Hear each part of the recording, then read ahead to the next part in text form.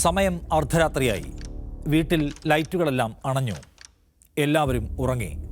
പക്ഷേ ഒരു മുറിയിൽ മാത്രം ഫോൺ സ്ക്രീൻ ഇപ്പോഴും തിളങ്ങുകയാണ്. യൂട്യൂബ് ലൈവ് ഓണാണ്. ചീത്ത വാക്കുകൾ, അട്ടഹാസ ചിരികൾ, കടന്നാക്രമിക്കുന്ന ഭാഷ, അധിക്ഷേപാഘോഷങ്ങൾ പൊടി പൊടിക്കുന്നു.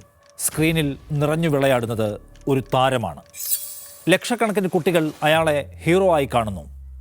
അയാളുടെ ഓരോ വീഡിയോയ്ക്കും വേണ്ടി പതിനായിരങ്ങൾ കാത്തിരിക്കുന്നു. അതിൽ മയങ്ങി അലിയുന്നു.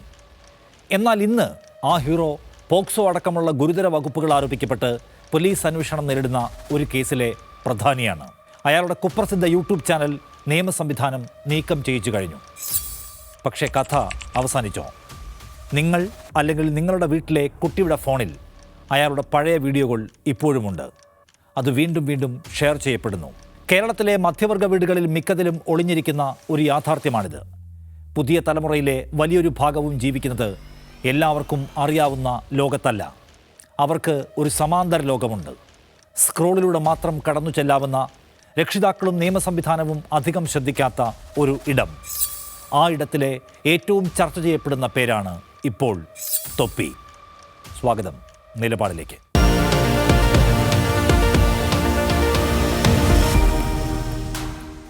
കണ്ണൂർ കല്യാശ്ശേരി സ്വദേശിയായ മുഹമ്മദ് നിഹാദ് എന്ന ചെറുപ്പക്കാരൻ ഗെയിമിംഗ് വീഡിയോകളിലൂടെയും വ്ളോഗുകളിലൂടെയുമാണ് തൊപ്പി എന്ന പേരിൽ അറിയപ്പെട്ടു തുടങ്ങിയത്.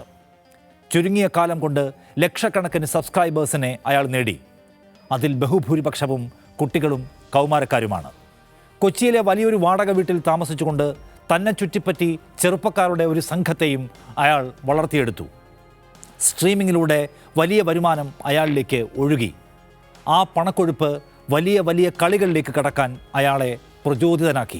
എന്നാൽ ഈ വിജയത്തിൻ്റെ മറുവശം ഇരുണ്ടതായിരുന്നു. ലൈവ് സ്ട്രീമുകളിൽ നിരന്തരം തെറിവാക്കുകളും ദ്വയാർത്ഥ പ്രയോഗങ്ങളും ഉപയോഗിച്ചുകൊണ്ടായിരുന്നു തൊപ്പിയുടെ ഉയർച്ച.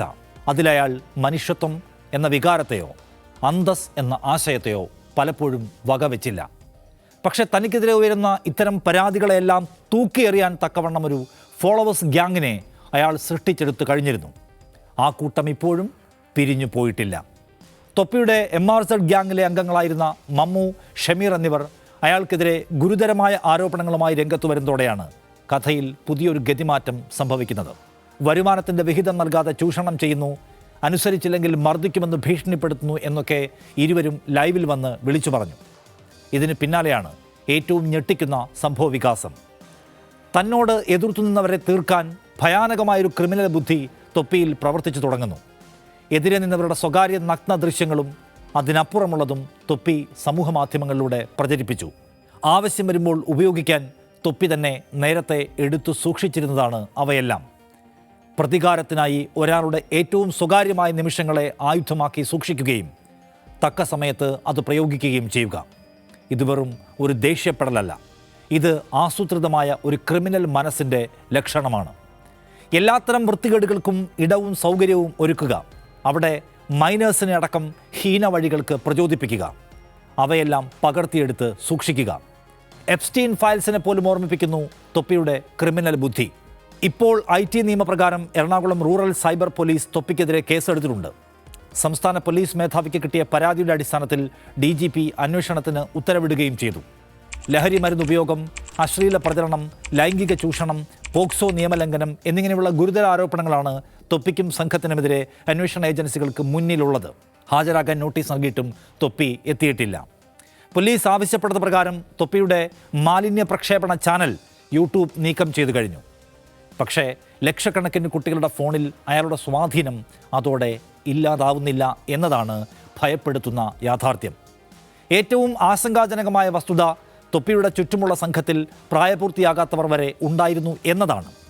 ഒരു ഇൻഫ്ലുവൻസർ എക്കോസിസ്റ്റം പ്രായപൂർത്തിയാകാത്തവരെ പോലും ഉൾപ്പെടുത്തി പണത്തിൻ്റെയും പ്രശസ്തിയുടെയും വാഗ്ദാനത്തിൽ കെട്ടിപ്പൊക്കുന്ന ഒരു അധികാര വ്യവസ്ഥ. അത് കുട്ടികൾക്ക് എത്രമേൽ അപകടകരമാണ് എന്നതിൻ്റെ ഏറ്റവും വ്യക്തമായ ദൃഷ്ടാന്തമാണ് ഇത്. ഈ നിലയ്ക്കോ ഇതിനപ്പുറം പോയതോ ആയ ഉദാഹരണങ്ങൾ ലോകത്ത് പലയിടത്തു നിന്നും നമുക്ക് കണ്ടെടുക്കാൻ കഴിയും.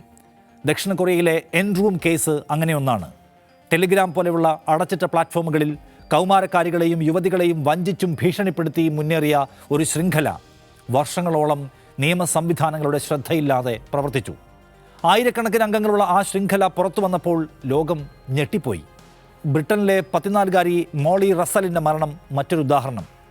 ഇൻസ്റ്റഗ്രാമിലും പിൻട്രസ്റ്റിലും അൽഗോരിതം നിരന്തരം നൽകിക്കൊണ്ടിരുന്ന ആത്മപീഡന ഉള്ളടക്കങ്ങൾ കണ്ടതിന് ശേഷമാണ് ആ കുട്ടി ജീവനൊടുക്കിയത് എന്ന് അന്വേഷണ കോടതി കണ്ടെത്തി.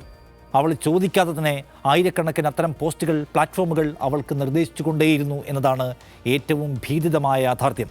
2025 പുറത്തു വന്ന പുതിയ പഠനങ്ങൾ പോലും കാണിക്കുന്നത് മോളിയുടെ മരണം കഴിഞ്ഞ് വർഷങ്ങൾക്ക് ശേഷവും ടിക്ടോക്കും ഇൻസ്റ്റഗ്രാമും കൗമാരക്കാർക്ക് സമാനമായ ഹാനികരമായ ഉള്ളടക്കങ്ങൾ വൻതോതിൽ ശുപാർശ ചെയ്തുകൊണ്ടിരിക്കുന്നു എന്നതാണ്. ഇവിടെ ഒരു പൊതുഘടകമുണ്ട്. അൽഗോരിതങ്ങൾ എൻഗേജ്മെൻറ്റ് മാത്രം നോക്കുന്നു. ധാർമ്മികതയോ പ്രായമോ അല്ല അതിൻ്റെ മാനദണ്ഡം. ഒരു കുട്ടി എത്രത്തോളം സ്ക്രീനിൽ തങ്ങി നിൽക്കുന്നു എന്നത് മാത്രമാണ് പ്ലാറ്റ്ഫോമുകൾക്ക് പ്രധാനം.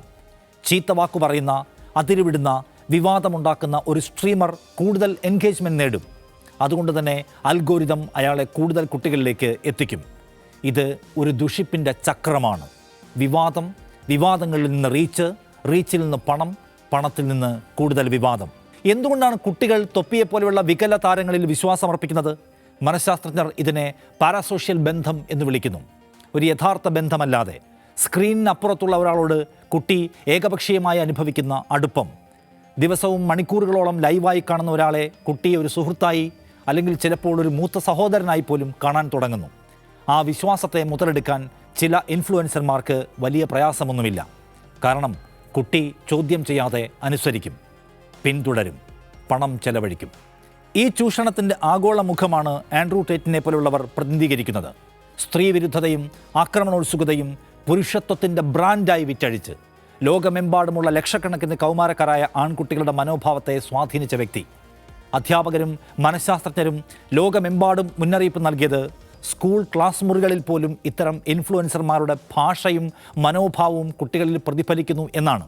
തൊപ്പിയുടെ കാര്യത്തിൽ അത് അധിക്ഷേപത്തിൻ്റെയും അന്തസ്സിനെതിരായ ആക്രമണത്തിൻ്റെയും ഭാഷയായി മാറി എന്ന് മാത്രം. തൊപ്പി ഒറ്റപ്പെട്ട സംഭവമല്ലെന്ന് തെളിയിക്കുന്ന മറ്റൊരു സംഭവം ദിവസങ്ങൾക്ക് മുൻപ് UAE അരങ്ങേറി. എൻ്റെ കാസറ്റ് എന്ന പേരിൽ സമൂഹമാധ്യമങ്ങളിൽ സജീവമായിരുന്ന അബ്ദുൽ ഹക്കീം എന്ന മലയാളി വ്ളോഗർ ലഹരി മാഫിയയ്ക്കും അനീതികൾക്കുമെതിരെ നിരന്തരം പോരാടുന്ന ഒരു സാമൂഹിക പ്രവർത്തകനായി സ്വയം അവതരിപ്പിച്ചിരുന്ന അതേ വ്യക്തി സ്വന്തം ലൈവ് സ്ട്രീമിങ്ങിനിടെ അബദ്ധത്തിൽ ലഹരി മരുന്ന് ഉപയോഗിക്കുന്ന ദൃശ്യങ്ങൾ പുറത്തു വന്നു. നിമിഷങ്ങൾക്കകം അത് വൈറലായി. ഷാർജ പോലീസ് അയാളെ പിടികൂടി. ഇവിടെ ശ്രദ്ധിക്കേണ്ട ഒരു കാര്യം, ഈ രണ്ടുപേരും പൊതുജനത്തിന് മുന്നിൽ അവതരിപ്പിച്ചത് ഒരു വ്യാജ പരിവേഷമായിരുന്നു എന്നതാണ്. ഒരാൾ ഒരു രസികൻ ഗെയിമർ, മറ്റൊരാൾ ലഹരിക്കെതിരായ പോരാളി. ക്യാമറ ഓഫായാൽ എന്താണ് സംഭവിക്കുന്നതെന്ന് ആരും അറിഞ്ഞില്ല. ഇത് സ്ഥിരീകരിക്കുന്നത് ഇന്ന് ഒരു ഇൻഫ്ലുവൻസറുടെ പൊതുപ്രതിച്ഛായയും സ്വകാര്യ ജീവിതവും തമ്മിൽ എത്ര വലിയ അകലമുണ്ടാകാം എന്നതാണ്. ആ അകലത്തിലാണ് ഏറ്റവും അപകടകരമായ കാര്യങ്ങൾ ഒളിഞ്ഞിരിക്കുന്നത്, അയാളുടെ ഉദ്ദേശ്യങ്ങൾ ഒളിഞ്ഞിരിക്കുന്നത്. തൊപ്പിയുടെ കേസ് ശ്രദ്ധിക്കൂ. അതിൽ പോലീസ് ഇടപെടൽ വന്നത് ഇപ്പോഴത്തെ സംഭവം വൈറലായതിനു ശേഷമാണ്, അതിൽ പരാതികളുണ്ടായ ശേഷമാണ്, അല്ലെങ്കിൽ എന്തെങ്കിലും അബദ്ധത്തിൽ പുറത്തു വന്നതിന് ശേഷമാണ്.